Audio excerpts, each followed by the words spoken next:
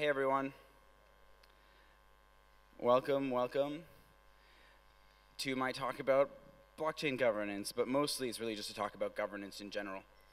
Um, the point of this talk is kind of to give you guys a basic language for talking about governance, trying to like basically understand what governance is, um, I'm not going to be normative. I'm not going to say anything about what I think blockchain governance should be like. I'm going to try to be like dial the controversy dial to 0 and the like obvious dial to 100. So like my goal is to try to say things that are only kind of very uncontroversial, in an effort to kind of share language that has helped me reason about governance, and I think will help you reason about governance regardless of what your governance agenda might be. So here's kind of the outline. So we're going to talk about, you do see everything, great. We're talking about like some basic facts about blockchain governance, and then we'll just go in for most of the talk speaking about various concepts in governance. So somehow like I'm going to start with talking about blockchain as if it's a decision-making process, and then I'm going to talk about the like participants and stakeholders. Then I'm going to talk about governance as if it's a coordination problem. Then I'm going to talk about the role of knowledge in coordination. Then I'm going to talk about like legitimacy, formalization, and institutionalization of governance. Then I'm going to talk about like kind of when things go wrong, illegitimacy, disenfranchisement, apathy, revolution, forking. And then I'm going to talk about what I really think governance is, and I didn't want to spoil it. So there's just some suspense here. So blockchain governance. What is blockchain governance? Well, it's about governing the blockchain. And what is the blockchain? Well, it's a bunch of software running on a distributed network, at least, right? This is something that we kind of know that every single blockchain has in common. No matter what, from now on till the end of time, blockchains will always have software running on a distributed network. So, and today, they're like nodes running on the internet, running software from some software repositories. Nodes can be kind of consensus forming. They might be responsible for mining blocks or forming consensus around blocks. They might be, they might be service providers. They might kind of, be like an exchange or a block explorer or like an application provider. It could be basically anyone who has a bunch of users who use kind of a service that is specifically using the blockchain, and they run a full node like that synchronizes with the blockchain, then like they're going to be node operators. Infrastructure providers like Infura is probably the most important node in the Ethereum space, just because of the sheer mass of Web3 queries that they serve. There's people who run nodes just for infrastructure, just like relay nodes, and then there's people who run nodes just for like this kind of, oh, I want my use of the blockchain to be trustless. Sorry, I hear my music going off over here, and I just want to stop it. So and this is kind of like the true cypherpunk users, right? They'll run a full node and check all the blocks' validity to make sure that they authenticate the state. And so each of these types of users will have different incentives, different reasons for running full nodes, and they own the nodes. And so they're going to have their own processes for governing them, namely for deciding what software to actually run on the nodes. So different nodes have different incentives and they do different roles, but somehow they are the people who run the software on the network. They're the ones who kind of are running the blockchain, the kind of hot running code. Then there's the software repositories, which basically store like the source code. And these are governed by separate kinds of processes. Because the decisions there are changes to software repositories. They might be governed by like, an individual company. They might have like a particular leader or like a core dev who has the right access and determines what is merged. There might be an open source community with open source software development practices, or you can even have like something a lot more kind of official and mediated by like a standards body. So there's lots of ways the software repositories could be governed. And nodes kind of provide an important check to balance against the people who make changes to software repositories. If you are a node, you kind of have a choice about what software to run. And so somehow like the developers don't have free reign because they don't control all the nodes, and the node operators generally aren't all developers. So there's like a separation of interests and responsibilities, and also like I think that nodes quite clearly provide a check against the power of developers because of their like choice to upgrade or not. But this doesn't tell us much at all, actually. This is just stuff that's kind of always fundamentally true, but like all blockchains, the blockchains will have different norms and different ways to govern their repositories and their nodes. The relationship between the nodes and the repositories will be different between blockchains, and somehow we don't know yet. Like I haven't said anything. We don't really have enough language at this point, I'd say, to talk about like what is the kind of objective function, like what are we aiming for in determining like how do we govern our nodes, how do we govern our software repositories. So this is kind of the end of the first section where I say like, oh look, the blockchain is something that can be governed, and there's different resources that need to be governed. At least two, right? There's at least nodes and there's at least software repositories. In practice, there's a lot more, but every blockchain will have these two in common. So now I'm going to talk about governance in general, and this is going to be like the kind of, I think, interesting portion of the talk.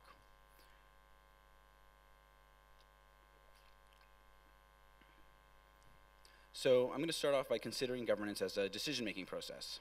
It's basically a process by which somehow decisions are made on that will affect something. We'll call it the governed. So like changes to a software repository, changes to what software is running on a node, each represent decisions that affect some resource, be it like the repository or that node. And I call the resource the governed, and like the governance process like makes decisions on it.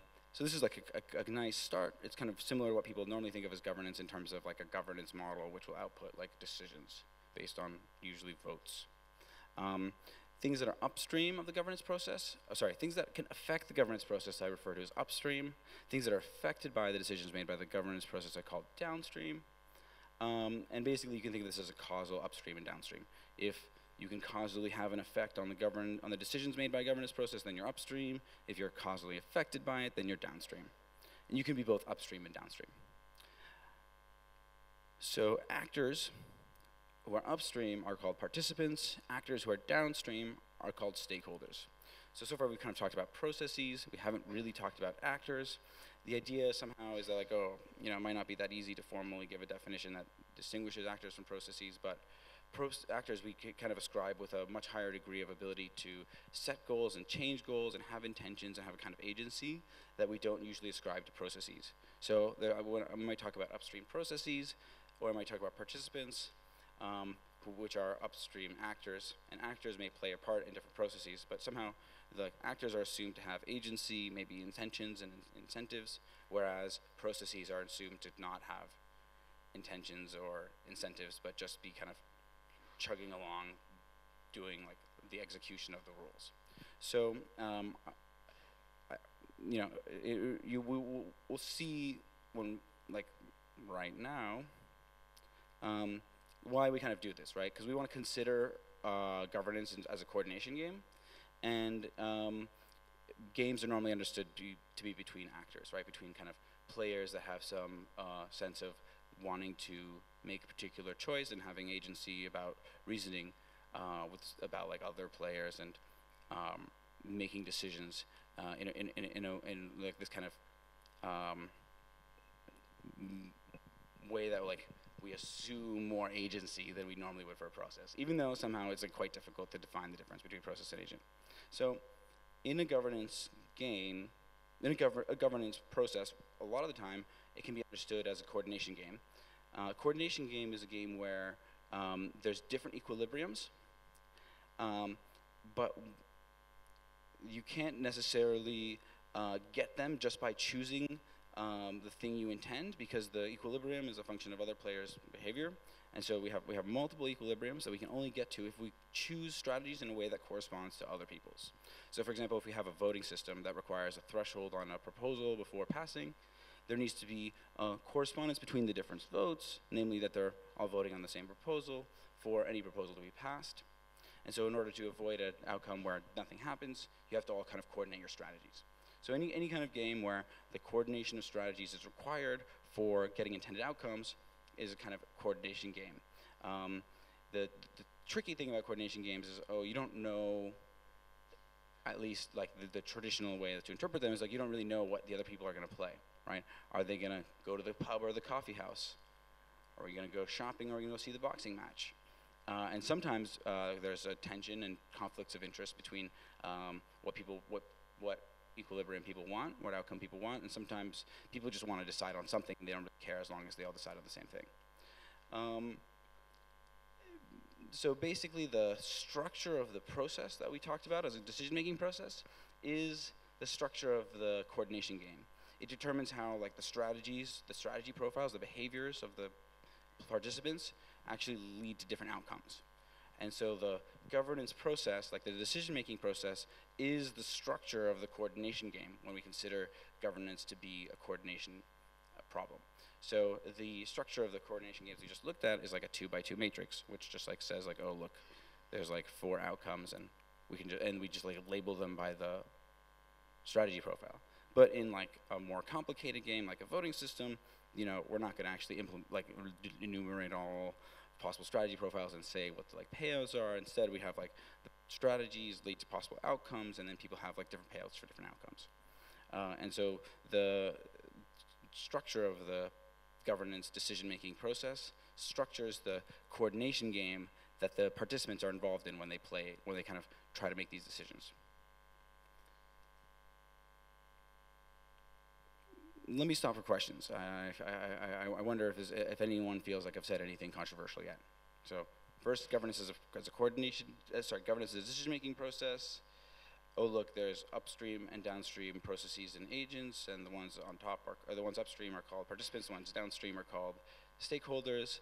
Participants participate in a coordination game that is structured by the decision-making process, right? I hope that's non-controversial. So the next kind of interesting thing to note is that coordination games are kind of hard because we don't really know what other people are doing, but we all need to choose the same, or we all need to kind of coordinate in order to produce outcomes. And so actually the coordination games are always structured by the information that the participants have about each other. They might have a whole bunch of different types of information that help them coordinate around outcomes.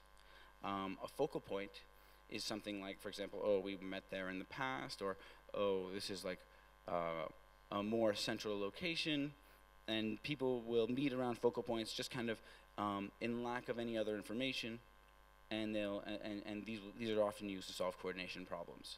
When there isn't a focal point, it can be much harder, and focal points can be quite useless. Expectations are kind of like, oh, look, I've seen people behave this way in the past, and so I kind of build up this anticipation that they're going to be there. And so like, oh, we always went to this bar, and so we'll show up that bar again to try to solve the coordination problem. A lot of the traditional coordination problems are kind of described by people trying to meet up at the same location.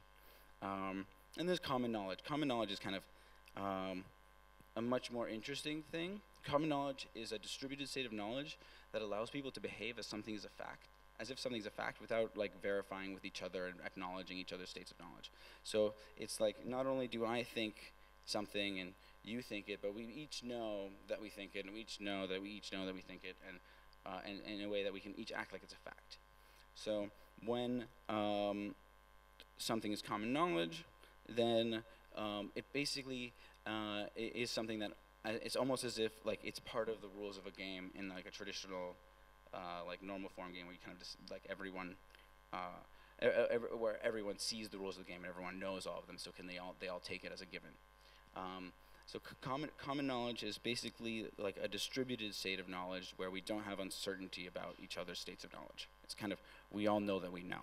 And it's super useful, it turns out, in the formation of governance norms. So governance norm is a reinforceable expectation of a kind of behavior for participants. Basically, it's a norm is something where like if you don't follow it, you can be not necessarily penalized or reprimanded too much, but encouraged or corrected, or just someone can point out to you that you didn't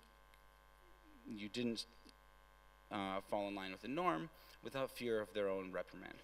And so norms are safely reinforceable, and the way that this often happens is with the common knowledge that we all know that this is wrong, and therefore when I tell you that it's wrong, we're not going to have a conversation about, oh, is it really wrong? Because we all know that it's wrong, and so it's like easier to call it out.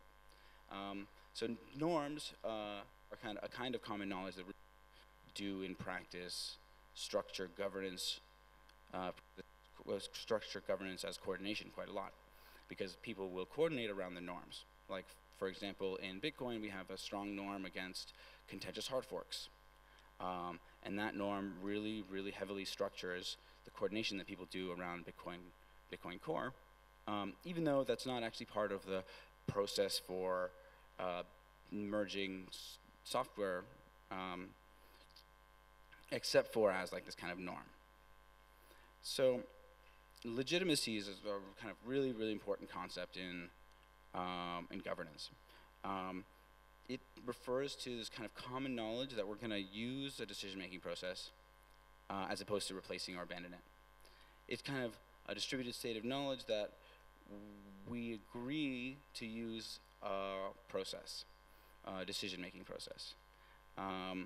It's essentially a norm to use a governance process, where a governance process kind of means this like process for decision-making. Legitimacy is kind of really important because it prevents people from having to debate what to replace the process with, from having to coordinate around a new process, from having to establish new norms. Legitimacy also applies to norms, and not just to processes. And it's probably the most important thing for the stability of a governance process, because if the participants and the stakeholders decide that they're not going to use it anymore, then that's the first kind of step towards having it be abandoned and replaced. So formalization is kind of well, firstly, okay. Any questions? Does that all sound legitimate? Yes. Hi, Primera.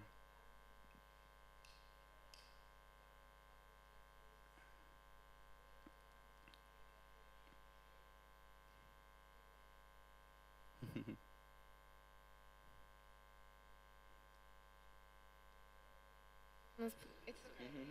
I'll repeat your question. What about the governance process that is a norm because it is constantly being used, but it is actually imposed upon a particular community? Great. So actually, we're going to talk about the imposition of governance processes in a second. But sorry. So the question is like, oh, what if there's a governance process that like everyone agrees to use, but it was imposed on a particular community? And the answer is, well, if they do have the common knowledge that they're going to use it rather than replace it, then it has legitimacy. Legitimacy doesn't mean that it's good. It doesn't mean that we like it. It means that we all know that we agree to use it.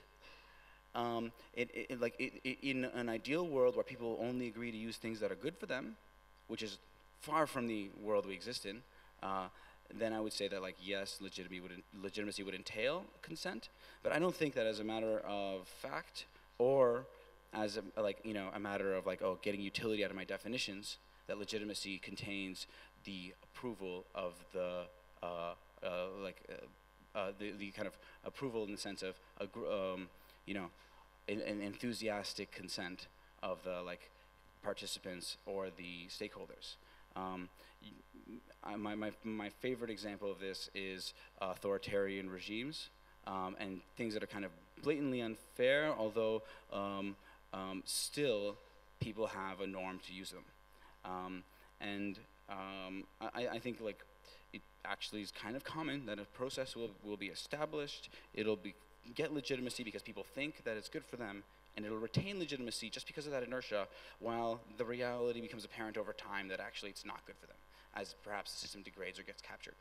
Things often are legitimate for much longer than they're actually fair or agreeable.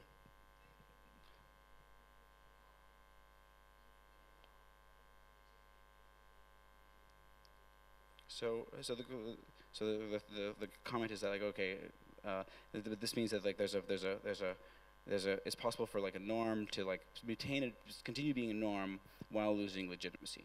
And I think that's true, but the important thing is that like the legitimacy that's being lost is because of the of the common knowledge that's being built about that norm's inadequacy. It's not because of people individually, without talking to each other, come to the conclusion that it's bad. They actually have to form common knowledge for it to lose legitimacy. If everyone is just independently thinking it sucks, but all believes that everyone else thinks it's great, then it'll have legitimacy. And actually, this kind of mismatch between like our expectations of other people's opinions and actually people's opinions ends up having a noticeable effect on governance decisions and like even like day-to-day decisions a lot of the time. So I don't think it should be that controversial actually that legitimacy is more about a common knowledge or a collective state of knowledge as opposed to just agreement, right? So agreement is we all believe the same thing. Common knowledge is we all know that we believe the same thing, right? It might be that we all hate, the legislature in some particular country. However, we might all believe that we all are going to go along with it, and because we haven't had the kinds of conversations and things that would make us believe that it's become like that it's actually less legitimate, because in the sense of that we agree that we're going to replace or abandon it. Because remember, kind of my definition of legitimacy here is that is this common knowledge that we're going to use rather than replace or abandon it. John?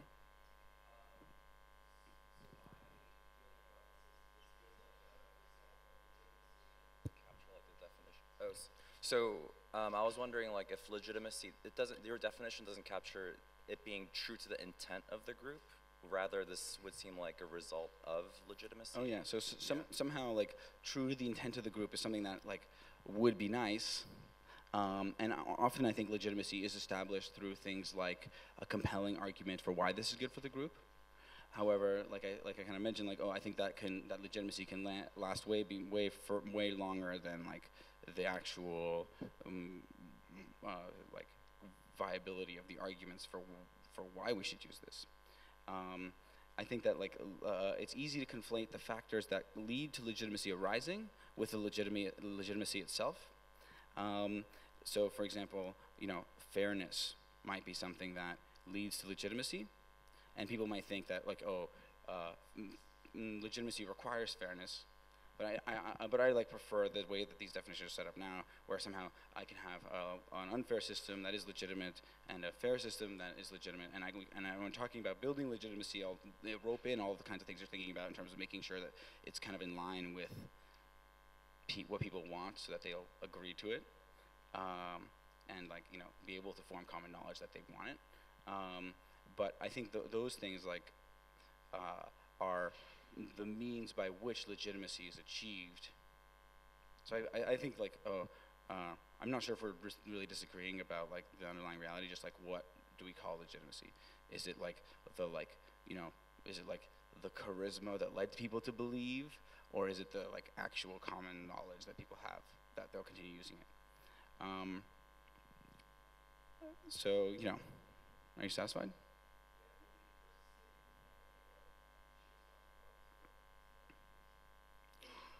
No. Okay. I'm not going to repeat that. Sorry. Vlad. Oh. Hey, Anush. Good question. So, when you say that about the regimes where it's authoritarian, it is. Sorry, when I say what? Sorry. Regimes that are authoritarian, like dictatorial or something like that. But are legitimate but oppressive. Yeah, exactly. So the thing is that it is not also that it is legitimate because there is common knowledge. That's always the fact. But there's something added to that, which is, it is also that what you said, that preference optimization, which is when I know that, for example, say 3 of us know that you are saying something wrong, but I'm waiting for somebody else to first say it out loud. So in cases of common knowledge, what happens is, because I know that others know and others know that I know that we are not supposed to talk about it. So even if someone has to go out of the way and first say it out to make it to create a ripple effect. So sometimes it becomes a problem of coordination cost because it becomes too expensive to get into another coordination focal point where you can have the new state of legitimacy. So that's why it becomes economically more viable to accept a regime which is authoritarian. So wait a second. It sounds like you said two things. One of them is, oh look, switching from like an illegitimate system to a legitimate system can be extremely high coordination costs and very difficult for a number of reasons. And the other thing that it sounded like you said was something like there can be additional norms against reducing the legitimacy of a governance process. And that's the fun thing of coordination cost because it's reflexive, right? It's not Sorry, can you articulate that's a the little more? fun thing about coordination cost, so about common knowledge, because it's not just I know that you know and you know that I know, but I know that you know that I know that I know that you know. Yeah, sure. And But, in I a way, know, no, yeah. I mean it's not fun. It's true because, and in a way, we all know there is reflexive knowledge. Sure. So like, I mean, you know, we agree about that. Yeah, exactly. So that's the point. The point is that it is the thing that makes it legitimate is also the fact that it becomes a coordination problem to change the legitimation because of the expense Okay, yeah, and all that. I- So it's I a small totally- group. It's yeah. easy to so, change. So I totally agree with that. So the comment there is basically like, oh look, one of the things that gives legitimacy to a process is how much of a royal pain in the butt it is to change it to another one.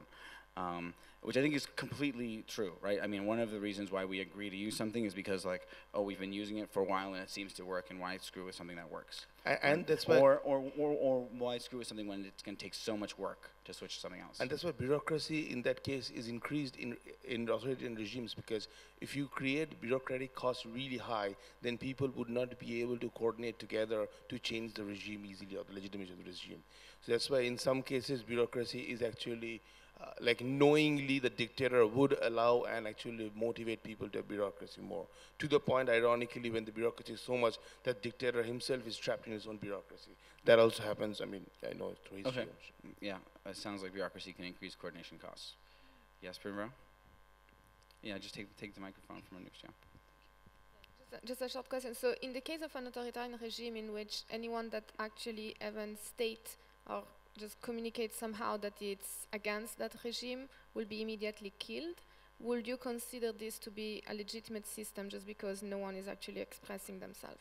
As long as there's common knowledge that people agree to use rather than replace it, then like yes, I consider it legitimate.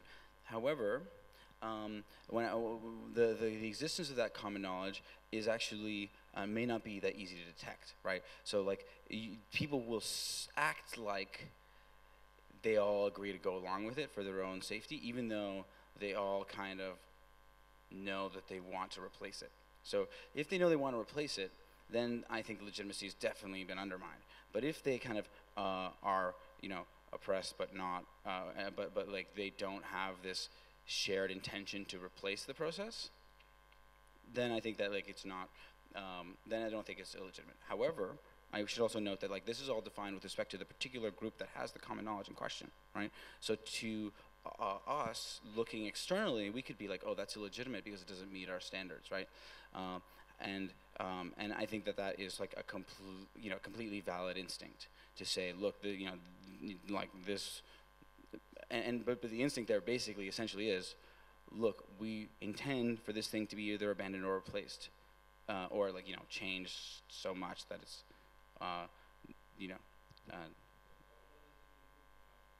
yeah, so but the group that we're talking about is maybe different, right? So like you talk about the common knowledge within the subjects, common knowledge within like the selectorate, common knowledge between from like the international community, is a very different kind of story.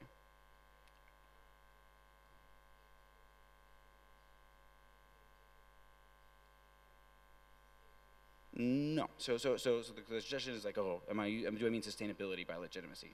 And I really don't think so, right? Because I think I think that like you can have an illegitimate governance process be sustainable. Just because people have this intention that they're going to abandon or replace it doesn't mean that they're going to be able to for a number of reasons. I think sustainability is weaker. I think legitimate it's I think you can have like sustainability without legitimacy and legitimacy without sustainability.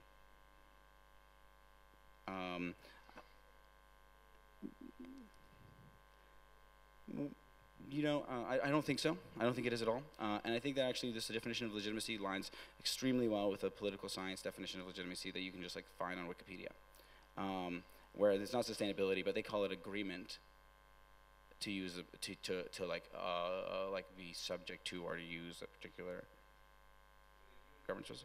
Well, yeah, of course. And I think common knowledge is a better definition because agreement is kind of, I think, more like these kind of heuristic. So somehow, like, I actually don't think this is that controversial. I think the reason why we feel so, sometimes people feel like, this can't quite be right, is because they refuse to acknowledge the legitimacy of a system that contradicts their principles, right? They have like this kind of, they don't agree that people should be subjects. They don't agree that people should be treated badly, and therefore they think that like any system where these things are okay is something that should be abandoned or replaced. And so I think that, and they probably have common knowledge among like themselves as like people who say care about human dignity, and I think that like that is totally normal, right? And I think actually in the modern world, like legitimacy a lot of the time comes from consent and like effectiveness at representation. However, I don't want to put it in my definitions because I think that like it's kind of it's a much more complicated. It gets much more complicated, right? So far, this definition is very, very basic. If I start to add stuff like people being treated nicely, stuff like fairness, these things blow up, and it becomes a much more cumbersome language for talking about governance. So like I really think that like legitimacy in this sense of like the common knowledge that we're going to use a process is a very useful concept. Even if like I'm not bringing with it the things like fairness that you're used to being associated with legitimacy. I think only because we live in like such a sophisticated time where like the legal tradition has developed to a certain point, and where the like our kind of like idea of justice has developed to a certain point. Our idea, so I think like the fact that legitimacy requires all these nice things today is an artifact of our like level of like or a level of sophistication of the culture around governance. Sorry, you need to have.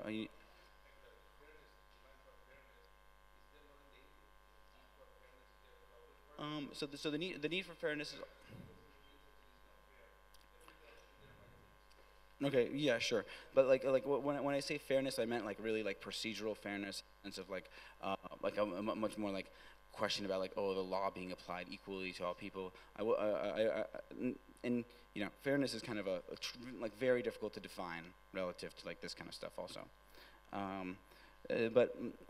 So again, what I'm saying is like, look, legitimacy often comes with a bunch of stuff that you recognize as making things legitimate, but like the fundamental thing that legitimacy is the common knowledge that we agreed not to replace or abandon the process. I don't even. I'm not. It doesn't quite work with this definition of legitimacy. He's asking if it's a legitimate definition of legitimacy, but this definition is not a governance process. So, all right. Do you have any more objections? I'm happy to hear. No, not from you, Anuj. Not from you. What was that?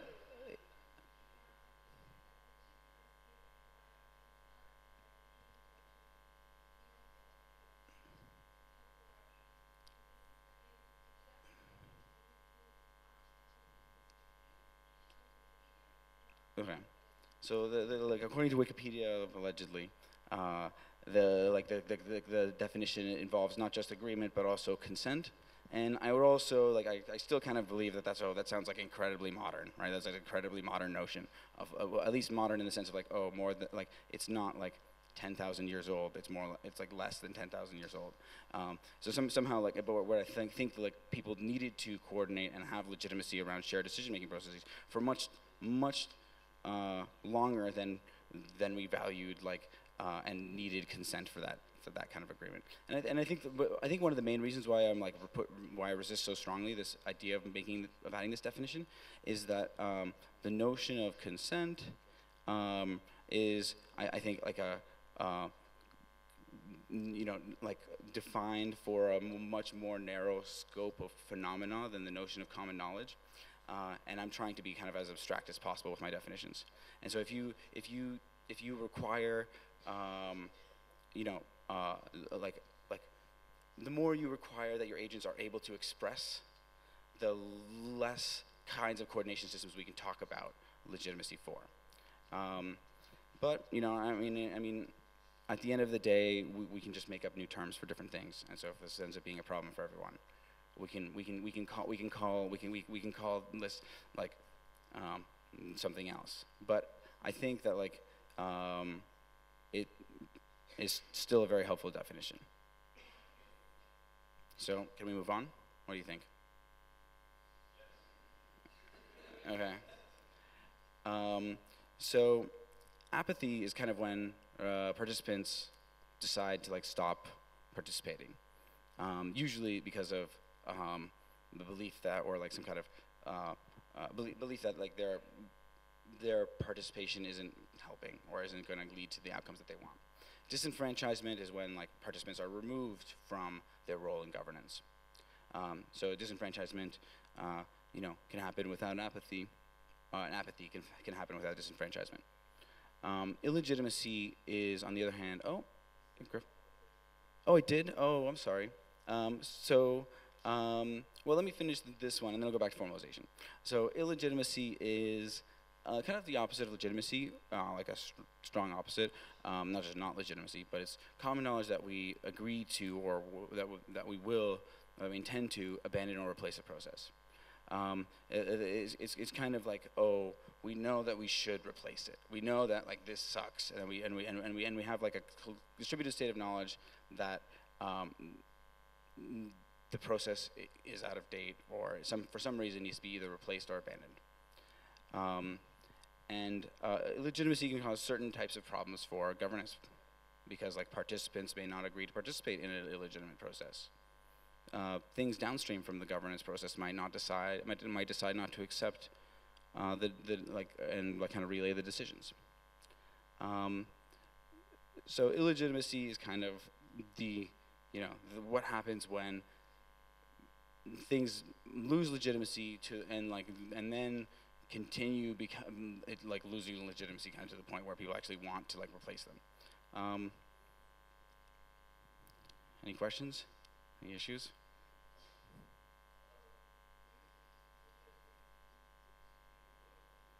Yeah. No. So the disenfranchisement can happen without common knowledge. So formalization is kind of the process by which we like create or like the formalization is like a description or a model or like some kind of easy to communicate encoding of a governance of a decision-making process. People love formalized governance models because they're easy to communicate and share, right? Lots of governance processes that arise on more of an ad hoc basis end up being less easy to communicate and share than the ones that are formalized. And the institutionalization of a process is kind of when you take a formal model or like and you like by kind of deliberate choice, whether collective or more declarative, by like someone who has like a relevant like authority, or like the relevant ability to create a legitimate process or like something that people actually will actually agree to use. When you create a governance process out of a model, out of a formalization, or you have like some, regardless of how formal it is, you have a governance model, and you go and try to bring it about in the world. I'm calling this like institutionalization of the model. People love, for some reason, to come up with formal models and institutionalize them. The formality makes it easy to share about, which can make it easier to build legitimacy, because people will have like some ability to understand why something or how something works, and it'll be easier perhaps for it to be fair, because people will know how to interface with it, because there's like a description that everyone goes with. However, the institutionalization of a formal model ends up creating just like a focal point around the model, and so like people will both when they're running through the process try to comply with the model, and will expect that when they interact with the process that it is as the model describes. So the institutionalization of a formal model creates some stickiness just around the fact that everyone uses this kind of formalization to understand the governance process. So when you have like a bunch of decrees about like how things are gonna, how decisions are gonna be made, that usually corresponds to the attempt to institutionalize a formal governance model.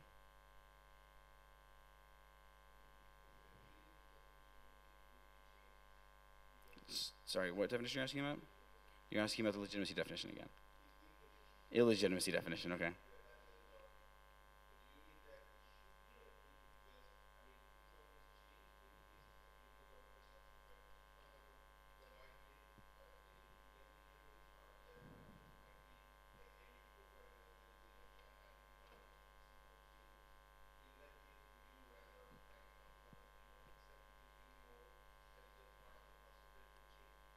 Um,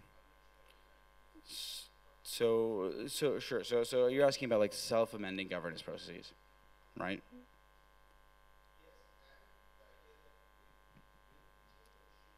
You know, it just has to do with the kind of the way I think about it is in terms of intention, right? Like we intend to change it or not. Now, whether it will or not, or how exactly, I think is like not really the main issue.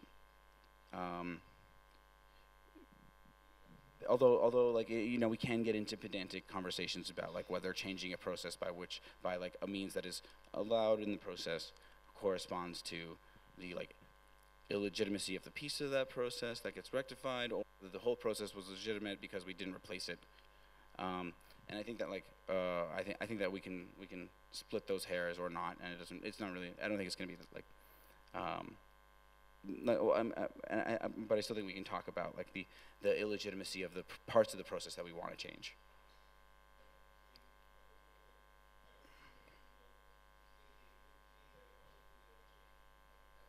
Oh yeah, of course. And I mean, so and don't worry, we're going to get to that in a later slide. I mean, and this is, I mean, partly one of the main thing about illegitimacy is that it leads to behaviors associated with the attempt to abandon or replace a governance process. There's revolution. Revolution basically represents the idea that we're going to replace a decision-making process with another one that makes decisions on the same resource. Forking, on the other hand, is the idea that like, oh, instead of replacing that process, we're going to create a copy of the resource that it is governing and create a new process that will govern that copy. Or alternatively, splitting also corresponds to forking. So imagine if we're governing a bank account and then we have like some falling out, and then half the funds go to this process and half the funds go to that one. I kind of also consider that forking. So forking basically corresponds to either like a clean splitting or copying of the thing that's being governed, and the establishment of a new governance process on the forked resource or the kind of copied resource, as opposed to revolution, which is about replacing a governance process and having the new one make decisions on the same resources that the original one kind of was responsible for governing. Forking is fundamentally easier than revolution, because revolution kind of requires that you like unseat a process and replace it with another one kind of in place, whereas whereas forking, with forking, the initial process can continue going on and you know, perhaps is legitimate to some subsection of the community, and you know, the other section which believes it's illegitimate can fork off and form their own independent thing, and it's kind of much more peaceful than a revolution. So we're getting to the kind of the end of the talk, and so I'm about to drop like what I think is, I mean, so this is like my current best definition of governance, and it kind of relates to some of the questions Anuj was just asking. So I think governance really is the process by which we maintain and establish the legitimacy of our decision-making processes. So it's not actually the decision-making processes themselves. It's not the actual model that we use for like counting the votes or whatever that like leads to the trigger being pulled. It's the process by which we like establish and maintain the legitimacy of those decision-making processes. It's the way that we come to agree on a process, the way that we deal with when that process becomes less legitimate. How do we make like the way we make the process by which we maintain the legitimacy of our systems, which may involve things like amendments, things like making changes to them, but while still kind of keeping them in place, and like not rather than you know, the replacement and abandonment option, where kind of instead of maintaining the legitimacy, we kind of either fail to maintain the legitimacy or decide to abandon a process because it's become illegitimate and it's not maintainable. And there's a reason why we maintain and establish the legitimacy of governance processes. I mean, firstly, like if you don't establish the legitimacy of a process when you try to then, or if somehow, let me rephrase that. If a governance process doesn't have legitimacy, then people won't really believe that other people will participate in it, and people won't really believe that other people will respect the decisions that it makes downstream. If a governance process has established legitimacy, then they will kind of have that expectation that people will use it, and so participants are much more likely to participate, and stakeholders and downstream processes are much more likely to accept the decisions made. So like the maintaining of the legitimacy stops you from having to do all of this work of replacing the process with something else.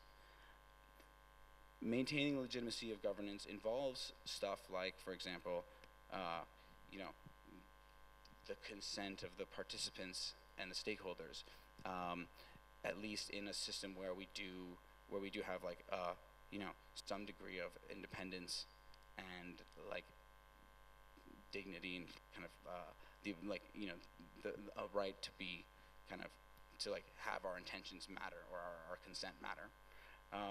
So you know, I think and I think that actually, like, if you understand that governance is this process as opposed to the process of like just designing the decision-making processes, then I think that you'll understand actually why governance is a much more political process, a much more social process than actually just coming up with decision-making rules, right? If you can come up with a decision-making rule by solving some math problems, and you might have a really elegant rule, but if you can't get people to agree to use it, then I don't think you have, you know, I mean, then I don't think you've really accomplished the goal of governance, right? So somehow governance isn't about just coming up with decision-making processes.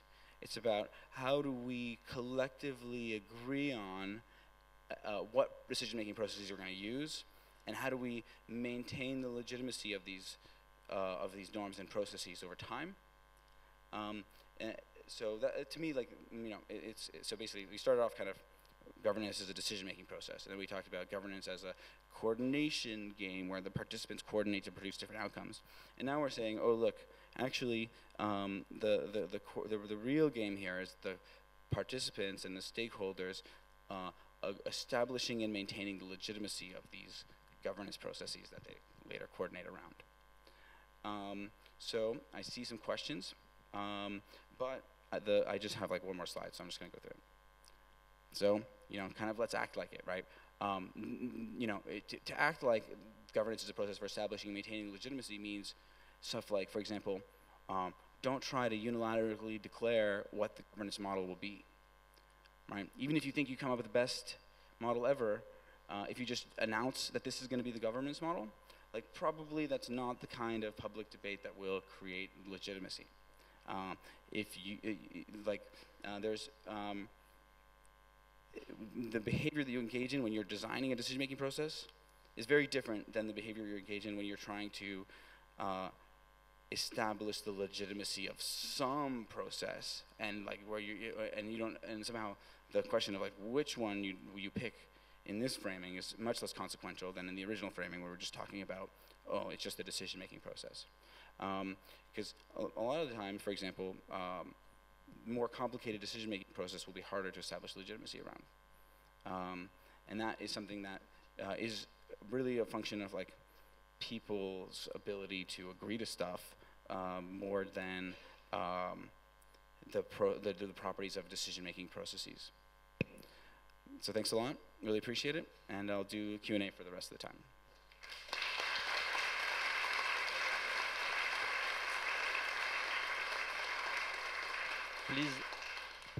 Please use the mic for the question, for the stream. Okay, so wait for the microphone.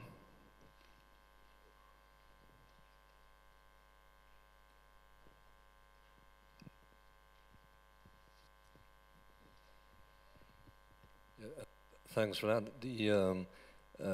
If I had been asked just before this talk to give a quick definition of governance, I would have said it's just a mechanical set of rules over the, ruling over the decision-making processes for coordinating organizations or distributed systems.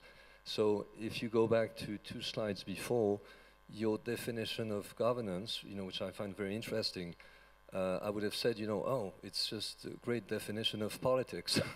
And, but after thinking it over, I think, my sense is that it's an enriched version of a definition of governance, and it's a restricted version of a definition of politics. I find it very interesting, but, just a bit like when you were describing legitimacy, I felt that, and I agree with, I can understand that approach. You sort of cut off the ethical side of it and just said, if I understood correctly, legitimacy is really for me the fact that, it's common knowledge that we expect the current rules to, to continue. For me, this definition is governance is sort of enriched, so you're going a bit the other way around. But anyway, one question I had also was with respect to metrics of legitimacy or the converse of illegitimacy, because what I find interesting is just intuitive, but in the way that the governance rules and evolve over a complex distributed system, whether it's a nation, a community, or so forth, is that I think the metrics of legitimacy matter. Like I've never seen any model where you sort of you take into account the fact that the way we behave, like in an organization, like if you think your boss is going to be replaced, if you think with 100% probability that it is going to be replaced, you don't behave the same as if you think that it's going to be around for like 2 years or like forever. So introducing some metric of whether it's through probability or of legitimacy in the system. Have you done that, or have you seen anything around that idea? Well, firstly, great comments, thank you. I think I personally never thought too much about measuring legitimacy. I have made a Twitter poll once where I asked people if the EAPS process was legitimate, and it turns out that I think it was like 70-30 yes or something like that. But I think like measuring legitimacy and providing measures of legitimacy actually can either improve or degrade the legitimacy of the system, because they create a kind of common knowledge about people's state, at least if you share the statistics around or publish them in a public place. And so I think it is interesting, although not as simple, not necessarily well advised if you're trying to establish legitimacy of a process, right? If you just create a new process, you probably don't want to ask people if it's legitimate right away, because if they all say no, then they might just believe that it's not going to be legitimate ever because they once just all saw each other say no. So it's, I guess, I think that it's interesting, but also and also actually may play into the process itself. Okay, so thank you very much. I think that your talk bring a lot of questioning, and I wonder if those questioning would not be less, I would say, long if you just restrict the title of your talk on governance on a community of people who wants to be part of a community. Because, of course, when you're talking about legitimacy of authoritarian regimes, and if you map that to political worlds, I mean, you have no choice. If you're born in a country, of course, you have to accept, if you want to go out of the country, you have to accept what's going on. So isn't it more for the governance of community, like the crypto community? I mean, I would hope not. I mean, so somehow, like, I hope that these, and I kind of expect and think that these definitions will apply super broadly, including cases where the governance decisions don't represent things that people voluntarily consent to. I think that like these things like apply also in the area of political science. However, I imagine that in political science, a lot of things there's probably like the emphasis and considerations are probably more applied, whereas I'm trying to be as abstract as possible. And I think it's partly just like my own style that I always try to be as abstract as possible. But like, you know, that also makes me feel like, oh, if I can't cover every piece of governance, then I'm not. Then somehow like, oh, I haven't really gone a great extraction.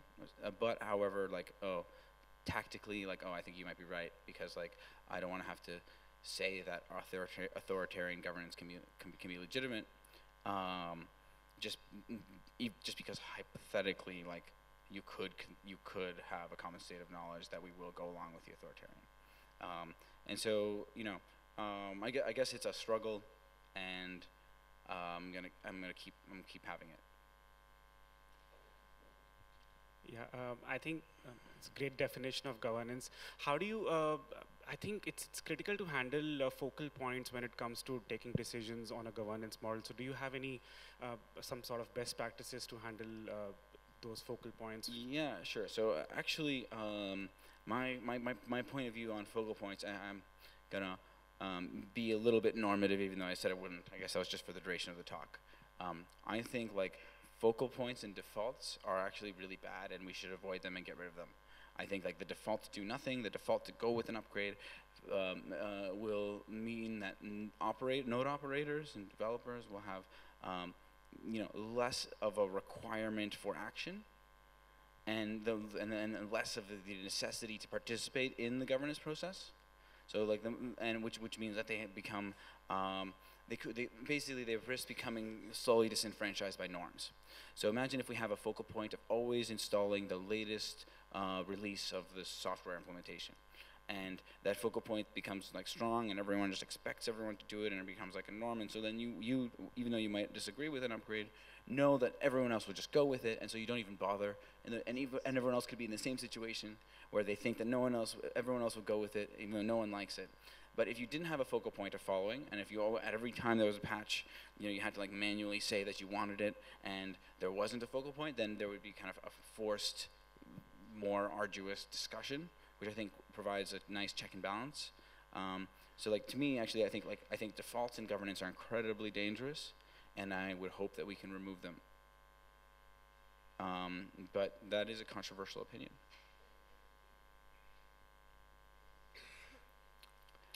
Hey, Vlad. Sorry, over here. No, thank you. So you've made a choice in kind of in this description to use you know, pre-existing terminology to set out maybe some more abstract versions of those. And I think we saw today that that kind of runs into a problem where, you know, people already have an idea of like what I think legitimacy is, and Vlad's telling me that it's actually something more abstract than what I think like ought to be the case.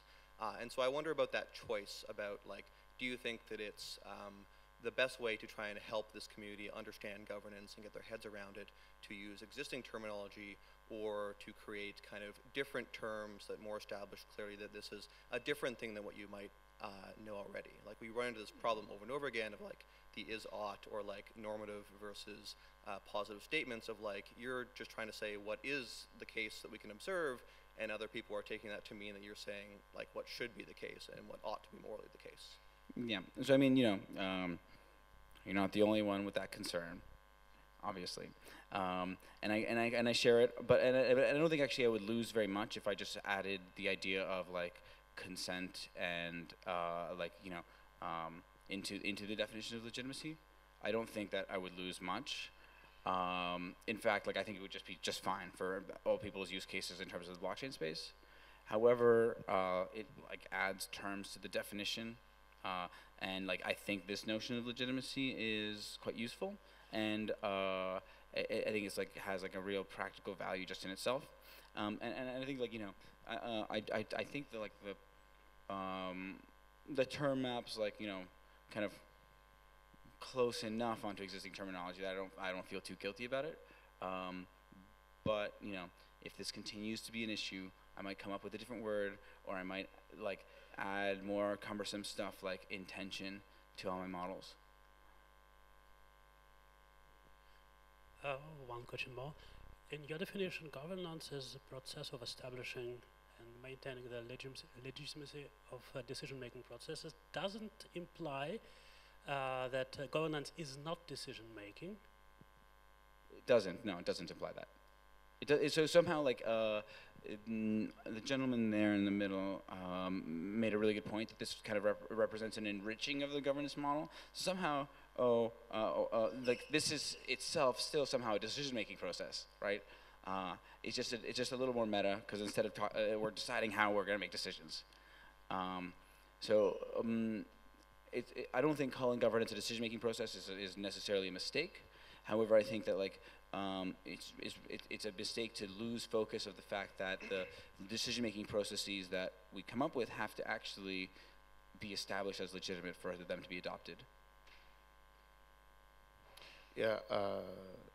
So when there's a legitimacy or when there's an expectation of legitimacy, there's also when there's legitimacy, they talk about common knowledge that it would not be abandoned or changed. So there's also the other side, which is when you accept something to be legitimate, there is also common knowledge what would happen if you do not consider it to be legitimate. There may be, yeah. So which is almost always the case. I would argue. I mean, that's not part of the definitions, right? I mean, it's not part of the definition of legitimacy. No, it might be. That's why I like the definition because it kind of hints at it, but without saying it. Because, for example, in an authoritarian regime, it's very easy. Like if you don't consider it legitimate, there will be violence, of course. In democratic processes, there's not because if you know that if you don't consider it legitimate, you are a law-abiding citizens. You have to, like for example, I don't agree with the environmental policies of Trump administration. Sure. But so that's why legitimacy and illegitimacy are more like not like polar opposites, but more like a spectrum. And when there's a common knowledge around it, the other thing also always is there for people to be less disenfranchised or motivated to accept it. You know what I mean? Oh my God, I can't follow your sentences, Anuj. Could you pass the new mic? We about got one that. more question over here. It's just like, the mumbling. I got it so far, like for the first half, and then I was like, So my point is that when there's a common knowledge about legitimacy, you understand? You don't understand my accent? No, I don't understand. My accent, Is there common knowledge about legitimacy? No, when there's a common knowledge that this is the norm. Oh, you're asking like do we have common knowledge? Then we have common knowledge? Yeah, of course. No, I'm saying there's also a common knowledge of what would happen if you consider it to be. No, so there might not necessarily be common knowledge of the consequences of announcing that a governance process is illegitimate. Okay, I would not ask anymore because. No, there was one more question over here somewhere. Maybe. Whoa, we had some hands up for a while. Okay. I had a question, I guess. Do you think that the price of Bitcoin or Ethereum is an accurate reflection of the legitimacy of them at that particular time? No, not at all. Oh, why not?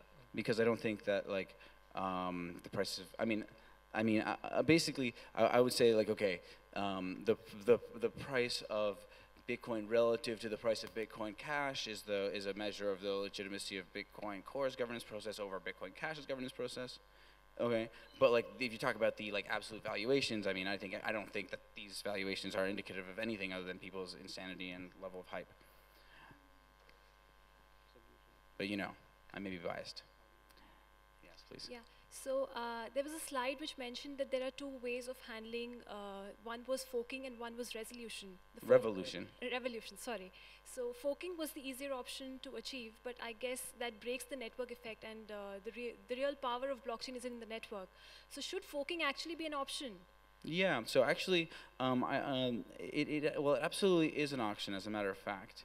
But the reality also is that because of the network effects, the forking and the fragmenting won't go too much, right? It won't go too far, and there's going to be basically, there might be a lot of forks, but there's going to be a kind of oligopolistic or like highly concentrated market where like some of them have a lot of weight.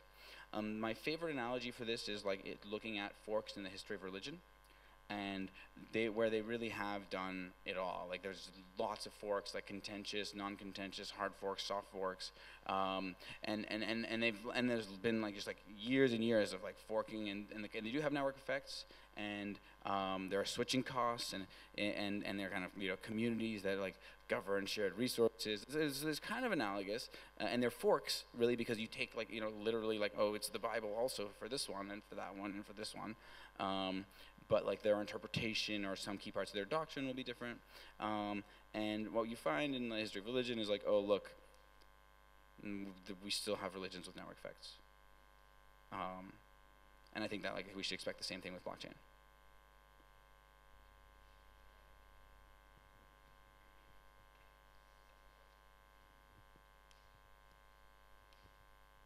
Hi. So first off, thanks. That was really interesting. So according to this definition of governance, it seems that like a valid path to governance is to suppress the knowledge of disagreement in the process, thus by preventing common knowledge in the like lack of faith in the process from developing. Is that correct? I mean, people do it all the time. Yeah, I mean, it's not only like expected but visible, right? I mean, somehow like people are, you know, a lot of the time, you know, engaged in this game of, you know, who finds out when, and they kind of try to like architect, like kind of roll things out in a way that like everyone has kind of agreement at every step, and by the time the people who would disagree would find out, there's already such a large group agreeing that they're kind of forced to go over. So I think not only is it like to be I think it's to be expected. But I also don't think it's to be encouraged, right? I think it's actually kind of manipulative and strategic, as opposed to open and transparent. And I think that if you can achieve consensus in using only public debate, then that would be actually, well, I mean, I think you'd achieve more legitimacy than if you did this kind of process of like escalating agreement between like a kind of set that's like kind of private until it's big enough to win. So thanks for the talk. I really enjoy discussing abstract ideas and definitions, but as we can see, it brings lots of discussion.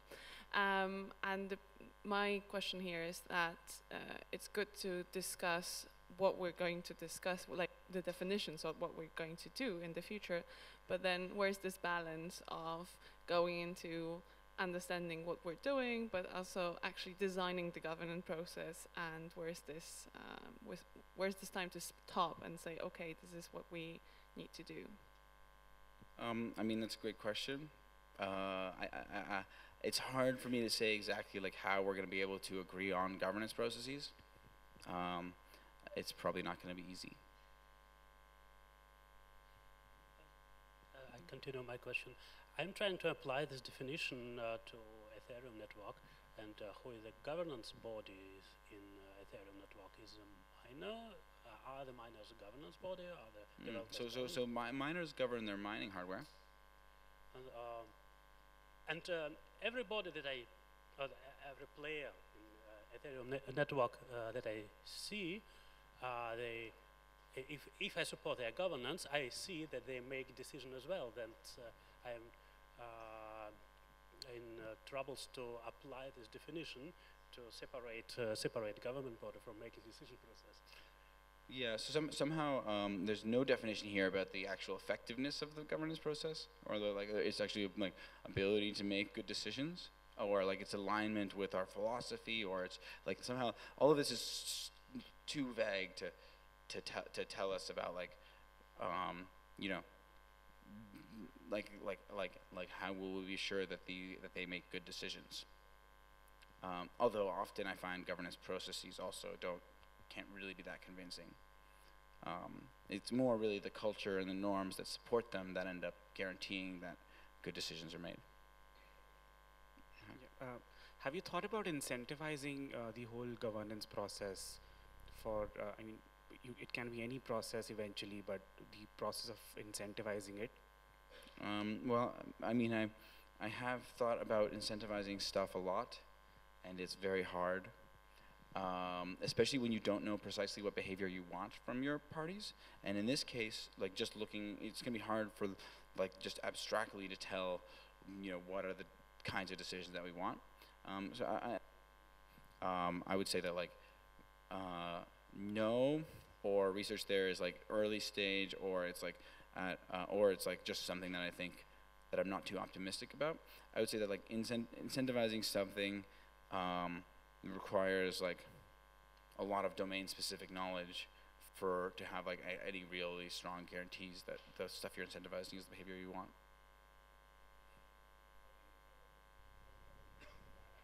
How do I handle bad acts? I mean, you need to be able to identify what bad acts are, right? And so if you don't know what kind of behavior you expect, you don't know what kind of behavior is like the right behavior, it's really hard to handle bad acts, especially I mean, at a protocol level. On the level of like social norms, it's much easier because we don't need to formalize everything, and sometimes we can just like notice that something's wrong and like feel it in our gut and identify why, without having have said previously, okay, like here is our objective function. This is what we want people to do, and we penalize anything except that isn't that. So I think it's much easier for us to get these kind of guarantees and have reprimands, extra protocol through like social means, than actually to have like a formalized set of rules which we apply mechanically, which will do this. It's just way harder. It represents, I would say, like a relatively advanced state of knowledge about like what you want people to do, or how to recognize that people are doing the thing you want to do, which more specifically is the relevant thing. But what about influencing the vote or the consensus of other people? That it's quite general. I mean, it's probably a bad behavior in every possible situation. But how do you detect if someone's influenced someone else? Yeah, of course. Yeah, it's hard. But what if you detect? Well, I mean, if you detect it with a protocol, or do you mean with like as humans? I mean, in both cases. If you somehow are able to detect the influence of one person on. But even that isn't so it's not necessarily clear that like influence of one person on another is necessarily behavior we want to discourage, right? It probably is in some cases and not in others, depending on the like maybe the intention, maybe the like nature of the influence. Like it's one thing to buy a vote, and another to have someone be inspired by your opinions and follow you, right? It's really not easy. It's really not easy to incentivize these things. All right, one more from Primavera, or do you think she's might as well end on a note about how bad my definitions are.